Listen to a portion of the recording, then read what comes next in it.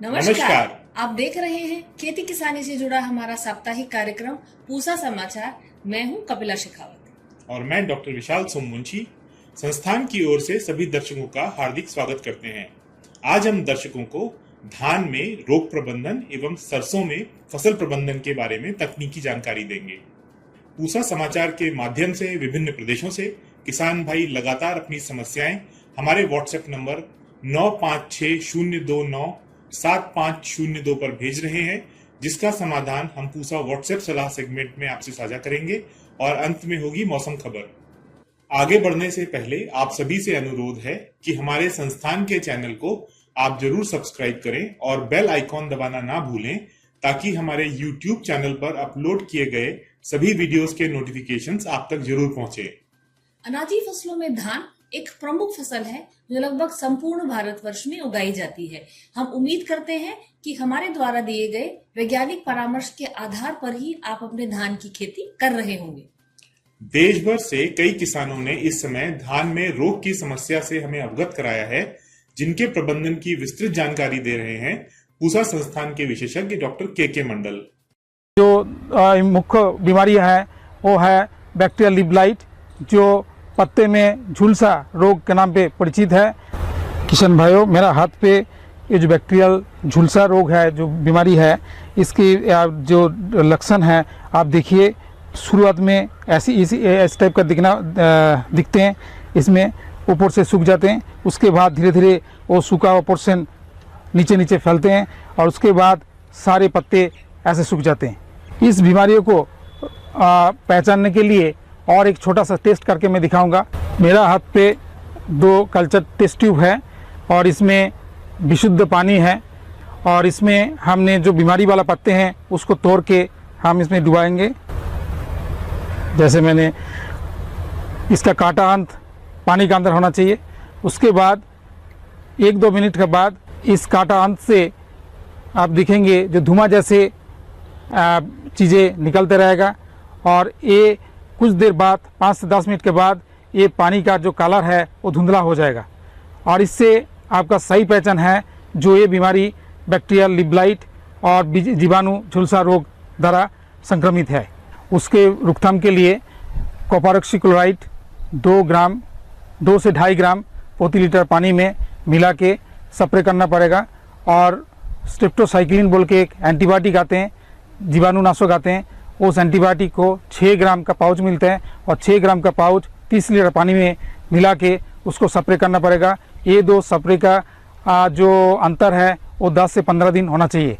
जो शीत झुलसा रोग है उसका क्या लक्षण है, जो पानी है, पानी का स्तर है, तना और पानी का जो लेवल है उस लेवल के ऊपर से इस टाइप का धब्बे शीत में दिखते हैं और ये धीरे धीरे ऊपर पहुंचते हैं। इसको रोकथाम के लिए टेबुकोनाजोल 50% और ट्राइफ्लॉक्सीस्ट्रोबिन 25% मिला के और उसको 1 मिलीलीटर प्रति लीटर पानी में मिश्रण करके उसको स्प्रे करना पड़ेगा 1 से 2 बार 10 से 15 दिन के अंदर।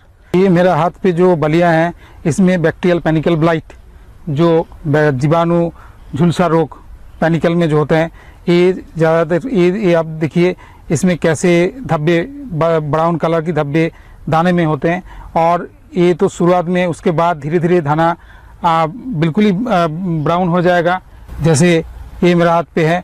और कभी कभी इसमें जो दाना भी पुष्ट नहीं होते, इसका अंदर जो मिल्क होते हैं वो नहीं होता, इसीलिए ग्रेन जो है चफी हो जाते हैं। बालियाँ निकालने से पहले ही एक कॉपर ऑक्सीक्लोराइड 2.5 ग्राम प्रति लीटर जल में पानी में मिला के उसको स्प्रे करना पड़ेगा और एक स्ट्रेप्टोसाइक्लिन बोल के एंटीबायोटिक आते हैं, उसका 6 ग्राम प्रति 30 लीटर पानी में मिला के उसको स्प्रे करना पड़ेगा। लेकिन बालियाँ निकालने के बाद एक कॉम्बिनेशन फंगिसाइड है जो टेबुकोनाजोल 50% और ट्राइफ्लॉक्सीस्ट्रोबिन 25%, ये इसका मिश्रण मिला के स्प्रे करना पड़ेगा। किसान भाइयों, अभी हम बात करेंगे लीफ ब्लास्ट बोलते हैं। इसमें अगर आप देखेंगे जिसका 3 दशा है, एक तो जो पत्ते में होते हैं उसको लीफ ब्लास्ट बोलते हैं और उसमें जो धब्बे होते हैं बादामी कलर का, ब्राउन कलर का, वो धब्बे का अंदर जो है उसमें ग्रे कलर का होते हैं और हल्का बादामी कलर होते हैं, हल्का ब्राउन कलर होते हैं और चारों तरफ डार्क ब्राउन कलर की उसमें मार्जिन होते हैं। उसके बाद एक तना में होते हैं। तना में पर्टिकुलरली तना में जो नोडल पोर्शन है उसी टाइप का लंबा सा जो ब्राउन कलर का लेशन धब्बे दिखते हैं। उसके बाद हम देखेंगे जो बालिया निकालने के बाद बालिया का जो नेक है, जो गर्दन है, उसमें भी उस टाइप का धब्बे होते हैं उससे वो बालिया बिल्कुल गिर जाते हैं और उसके लिए इसका नाम है गर्दन तोड़ बीमारी है। इसको रोकथाम के लिए ट्राइसाइक्लोजोल 1 मिलीलीटर प्रति लीटर पानी में मिला के इसका स्प्रे करना पड़ेगा। और एक मिश्रण मिलता है जो टेबुकोनाजोल 50% और ट्राइफ्लॉक्सीस्ट्रोबिन 25% और 25%, इसका जो घोल मिला के उसको भी 1 मिलीलीटर प्रति लीटर पानी में स्प्रे करना पड़ेगा। तिलहनी फसलों में सरसों एक प्रमुख फसल है जो संपूर्ण भारत में सिंचित और बारानी दोनों ही अवस्थाओं में उगाई जाती है। पूसा समाचार के पिछले अंक में हमने आपको सरसों की उन्नत किस्मों के बारे में बताया था। रबी मौसम में सरसों की फसल लेने वाले किसान भाइयों के लिए आज हम सरसों में की जाने वाली समसामयिक कृषि कार्य के बारे में जानकारी देंगे, जिसे विस्तार से बता रहे हैं हमारे संस्थान के विशेषज्ञ डॉक्टर SS राठौड़। राई सरसों के लिए उपयुक्त भूमियाँ हल्की दोमट मिट्टियाँ होती हैं, लेकिन इसकी खेती अगर देखा जाए तो हल्की दोमट मिट्टी से चिकनी दोमट मिट्टी में भी खेती की जाती है। सरसों की खेती मुख्य रूप से 2 तरीके से की पद्धतियों में की जाती है। पहली पद्धति होती है जहाँ खरीफ के मौसम में किसान भाई नमी को संरक्षित करके सितंबर के माह तक, मध्य सितंबर आखिरी तक सरसों की बुआई कर देते हैं। और इसके साथ साथ के 2 फसलीय पद्धतियों में जहाँ पर खरीफ के मौसम में हम कोई फसल लगाते हैं और उसके बाद सरसों लगाते हैं, तो वहाँ पर हम पलेवा करके खरीफ की फसल की कटाई के बाद पलेवा करके सरसों की बुआई करते हैं। खेत में नमी का स्तर होना बहुत जरूरी है, जिससे कि सरसों का अंकुरण अच्छा होता है। तो इसके साथ साथ में इसके जैसे बीज दर की हम बात करें, करीब 4 से 5 किलो बीज पे हेक्टेयर के लिए पर्याप्त रहता है। जैसे हम अगर लेट बुआई करते हैं नवंबर के महीने में, उसके बाद इन क्षेत्रों में ऐसी जगह पर जहाँ पे मृदाएँ छारी या लबड़ी होती हैं, तो वहाँ पर 10 से 15% हमको अधिक बीज की मात्रा को इस्तेमाल करने की आवश्यकता होती है।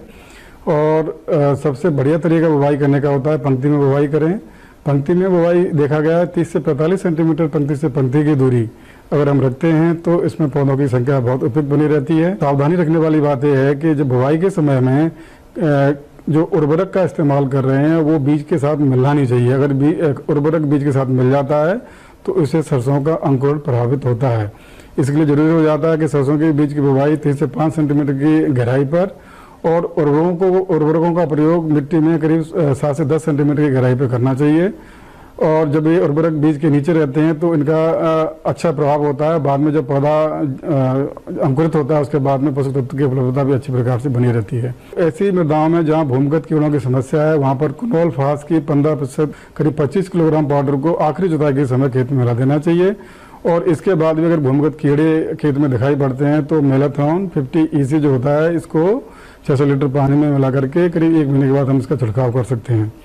इसके साथ साथ जैसे कई तरह के इसमें फफूंदी वाले बीमारी भी लगती हैं, जिसमें कई तरह के से वैसे आपके सफ़ेद रोली हो गई या तना गलन का हो गया, तो इसके लिए बीज का उपचार भी किया जाता है।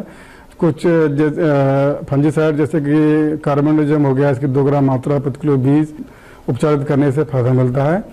इसके साथ साथ में ट्राइकोडर्मा एक और जो फंगल फॉर्मुलेशन होता है, ट्राइकोडर्मा की करीब 10 ग्राम मात्रा को प्रति किलो बीज से जब उपचारित करते हैं तो ये भी कई तरह के जो मिट्टी में जो ऐसे रोग पैदा करने वाले जो फफूंदी होती है उसको इनहास करता है। इसके साथ साथ में कई जगह पर जहाँ सरसों लगाते हैं वहाँ मिट्टी में पोषक तत्वों की कमी रहती है, तो जो रिकमेंडेड फर्टिलाइजर डोज है उसके साथ साथ में हमको जो बायो फर्टिलाइजर हैं, जैव उर्वरक है, उनका भी इस्तेमाल करना चाहिए। इसके लिए अजोटोबैक्टर इसकी करीब 50 ग्राम का जो पैकेट आता है वो 1 हेक्टेयर बीज के लिए पर्याप्त रहता है। बीज उपचारित नहीं कर पाते हैं तो हम इसको खेत में भी हम प्रयोग कर सकते हैं। अजोटोबैक्टर या PSB को करीब इसकी 2 किलो की मात्रा को 1.5 से 1.5 कुंटल सड़ी गोबर की खाद में मिला करके खेत में बखेर करके उसको खेत में मिला सकते हैं। इस प्रकार से जब इन बायो फर्टिलाइजर का प्रयोग करते हैं तो निश्चित रूप से अजोटोबैक्टर का प्रयोग करने से करीब 15 से 20 किलोग्राम नाइट्रोजन की उपलब्धता होती है।